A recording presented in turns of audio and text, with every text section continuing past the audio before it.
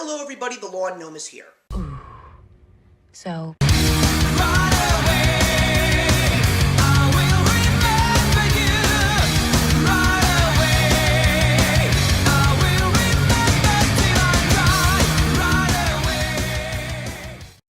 So for today's One That Got Away, we're going to be doing another double feature where we discuss two films that feature strong female characters. Now, this is not going to be an episode where I trash women because that's not what I do, and if I did something like that, my wife would probably castrate me. But what I am going to do today is discuss two films that were talked about last year and give you guys my take on them. The first film that we're going to talk about is the recent version of Tomb Raider, which of course is based on the famous Square Enix video game series, and it stars Alicia Vikander, Dominic West, Walton Goggins, Daniel Wu, and Kristen Scott Thomas. So, I did actually see the first of the original two, starring Angelina Jolie, and I did have fun with it, but I didn't think that it was really anything special. And now, in almost the last 3 decades, if there's one thing that Hollywood has struggled in, it has been to make a truly great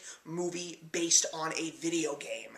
But this time around, I had a little bit of hope for Tomb Raider because of the fact that they actually did find one of the hottest and most talented young female actors in Hollywood today, and that, of course, is Alicia Vikander. You know her from great films like The Danish Girl and Ex Machina, but knowing that she was going to fill the shoes of Lara Croft and give us a story that basically turns her into the great Tomb Raider that she is, I was very excited because she's one of the best out there. But then again, we had a movie before that that also starred one of the best actors out there named Michael Fassbender, and we all know how Assassin's Creed turned out. Right, Ash?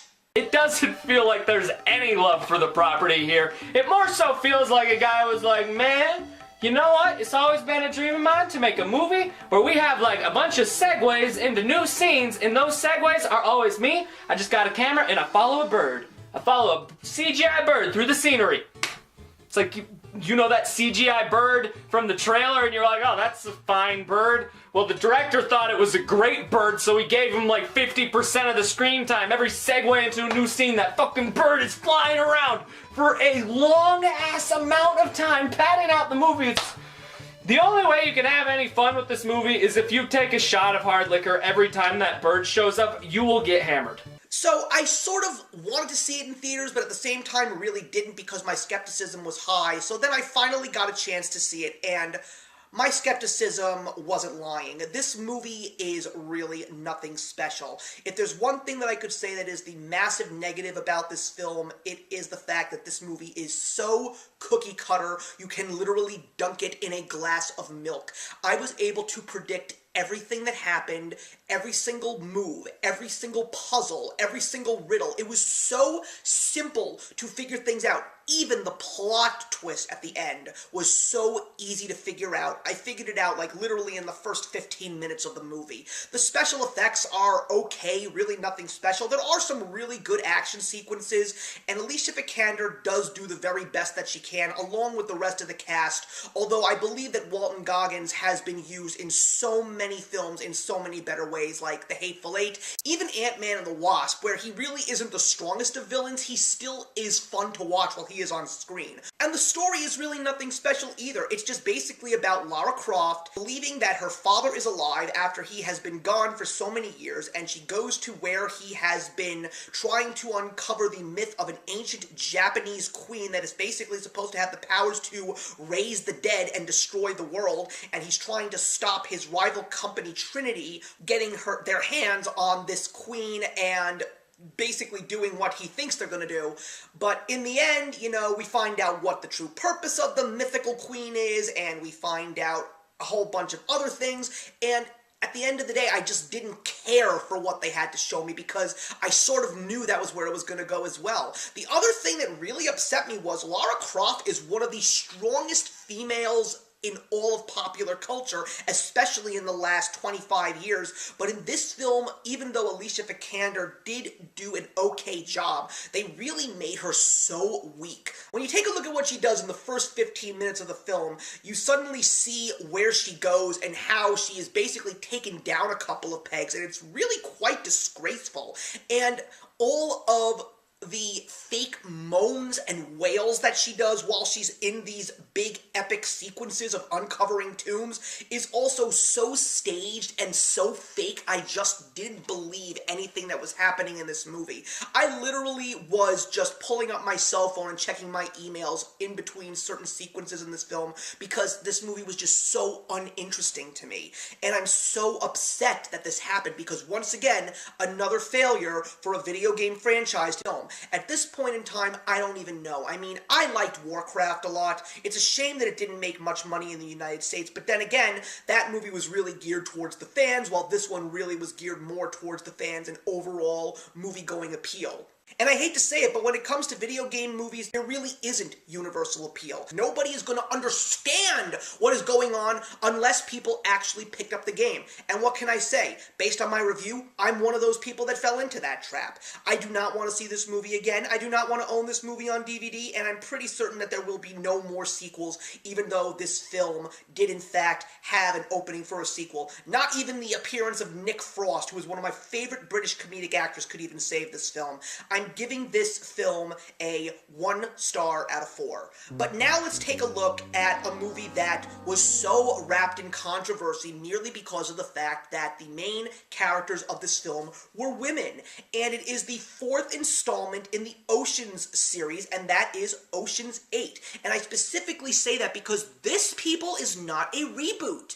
This movie is actually a continuation of the Ocean story that began with Danny Ocean, played by George Clooney.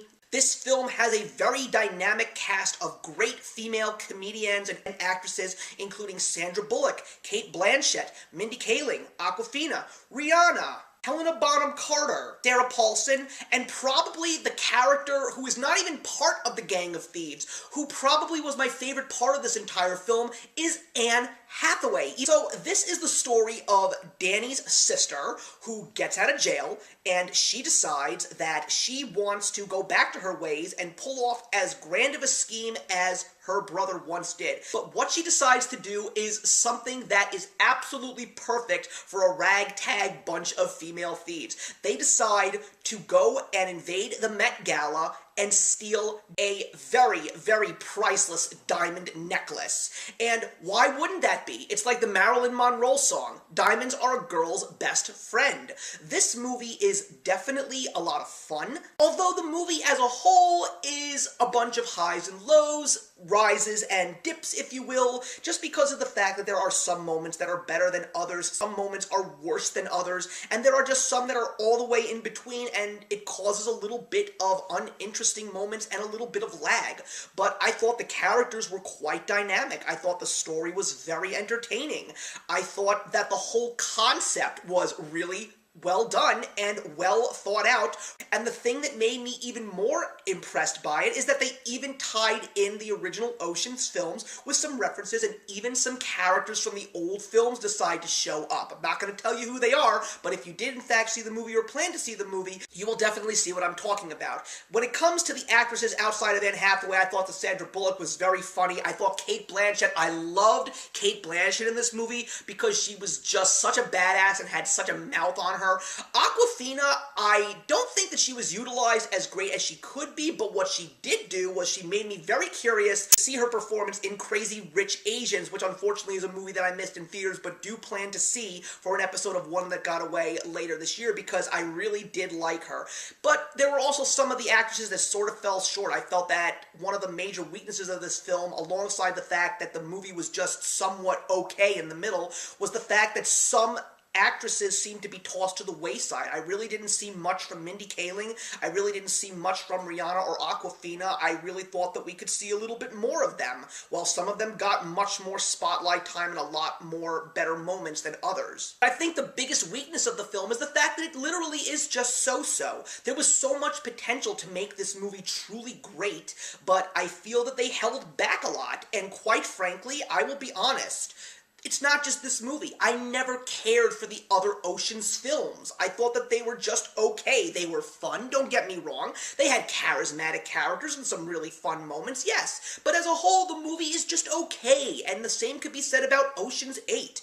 But I will say that if you did like the previous Ocean films, I would say give Ocean's 8 a shot. You might have a good time with it. You might even like it, and there's nothing wrong, especially considering the fact that this movie is not a reboot. I'm going to repeat myself, because everyone that compared this movie to the 2016 Ghostbusters is basically people that probably didn't even see the 2016 Ghostbusters or Ocean's 8. As someone who has now seen both of them, I can tell you that these two movies should not be compared, because this is a continuation, and there is nothing wrong with adding a whole bunch of new characters, particularly female characters, to continue on a story that people already enjoyed. And like I said, if you've appreciated the previous Ocean's films, this one will definitely be one that you would want to continue watching and add to your collection. Me, on the other hand, like the previous Ocean movies, I will not see this movie again, and I don't want to own this movie on DVD. But did I have a good time with it? I did have a good time with it, and I'm going to give this movie a 2.5 stars out of 4, merely because of the fact that it literally just fell in the middle. So that is it, everybody. Thank you very much for watching. Please leave your comments in the box below. Let's discuss Tomb Raider, Ocean's 8, both or neither if you choose, and let's keep the conversation classy, everybody, because I know that especially Ocean's 8 had a lot of controversy with the whole thing with the women in film. That's a whole other topic for another time. It's a topic that I would love to discuss, so you're welcome to have those discussions with me in the comments, or you can find me on Twitter. But in the meantime, I will see you in the next one. Hey, thank you so much for stopping by my channel today. If you're new here and want to see more of what my channel has to offer, please click on the link to my last video, or hit that subscribe button to be kept up to date with all of my uploads. Content of all sorts is posted here quite often, so trust me, you do not want to fall behind. I will see you in the comments, and actions speak louder than words.